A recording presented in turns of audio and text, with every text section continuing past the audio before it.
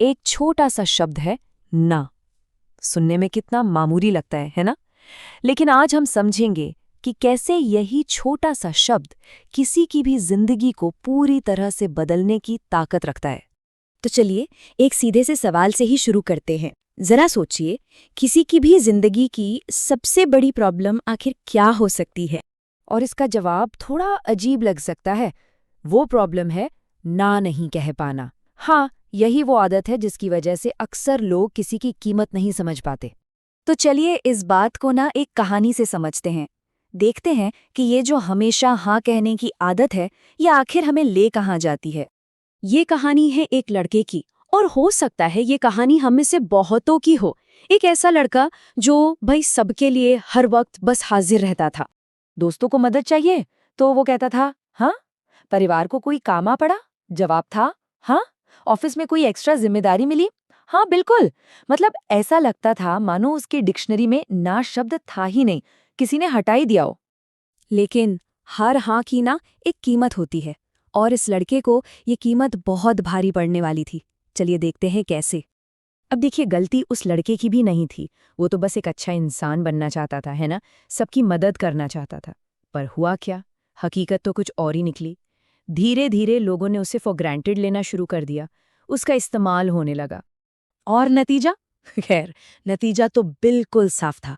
उसका अपना कीमती वक्त वो बर्बाद हो रहा था। उसे वो इज्जत नहीं मिल रही थी जिसका वो हकदार था।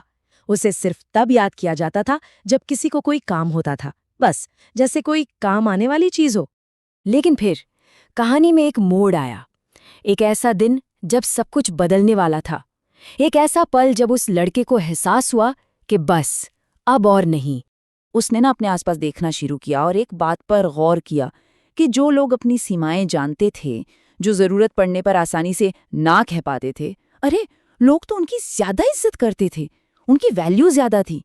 ये उसके लिए सच में एक लाइट बल्ब मोमेंट था। तो बस उसने एक पक्का फैसला कर लिया कि अब से वो हर किसी को हाँ नहीं कहेगा। और फिर वो दिन आया जब पहली बार किसी दोस्त ने मदद मांगी। उसने एक लंबी गहरी सांस ली, हिम्मत जुटाई और पहली बार कहा, नहीं यार, मैं भी थोड़ा बिजी हूं। और यकीन मानिए, ये कहना जरा भी आसान नहीं था। उसे अंदर ही अंदर ना बड़ा अजीब सा लगा। थोड़ी थोड़ी गिल्ट भी हुई, जैसे मानो कोई बहुत बड़ा गुनाह कर दिया हो। तो उस एक ना के बाद हुआ क्या?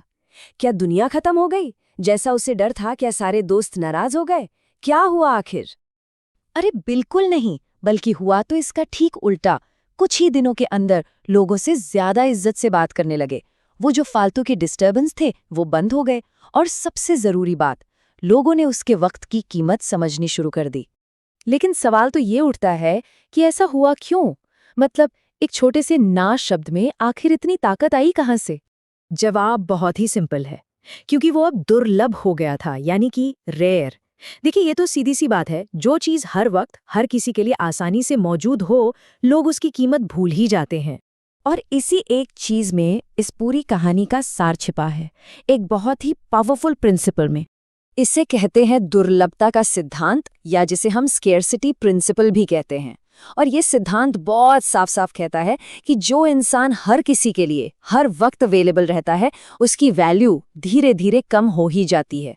और वहीं दूसरी तरफ वो इंसान जो अपनी सीमाएं तय करता है, जो अपनी एनर्जी और अपने टाइम को बचाना जानता है, समाज में उसका सम्मान अपने आप ही बढ़ जाता है।